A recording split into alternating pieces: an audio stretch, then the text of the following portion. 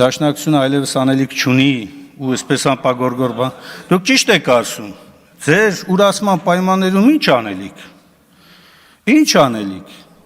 Դուք այնքան եք ուրացել ու շարունակում եք, որ ինձ թվում է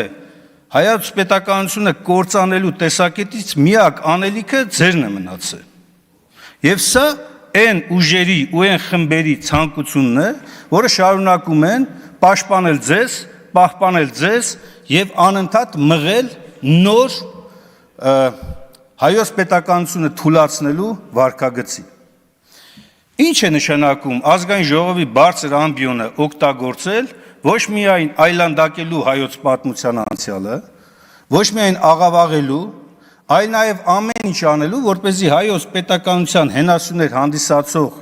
մեր ինքնության, հայ ժողովրդի ինքնության, չասեմ ձեր, չասեմ մեր, հայ ժողովրդի ինքնության, որտեղ այստեղ այս ամբիոնից անդադ օգտագործում եք ինքնություն, դա պետք է պարզել։ Պետք է պարզել իսկապես էլի, ով է հայ ժողովրդի ինքնության մաս դարձել։ Եվ այս ամբիոնը օգտագործելով անընդհատ ինքնությունը թիրախավորելով հանդերձ, հարվածել ինքնությանը, հարվածել հայ ժողովրդի արժանապատվությանը, ոչնչացնել հայ ժողովրդի դիմադրողականությունը, հրապարակային ստել, կեղծել ու ձախողված ձեր կառավարումը, ներկայացնել որպես իրականության սթափ գնահատում, սա խայտառակություն է, սա պետականություն հենց կործանելու ուղիղ ճանապարհ է։ Եթե դուք ասում եք ինքնահայեցման մասին, իսկ դուք երբ եք ինքնահայեցել։ Եվ ինքնահայեցողը կելնի ստեղից կանգնի ու կասի, որ մենք վերատեսության ենթարկեցինք մեր մոտեցումները եւ գտանք, որ օրինակ Արցախը այլևս Ադրբեջան է։ Սա է ձեր ինքնահայեցումը։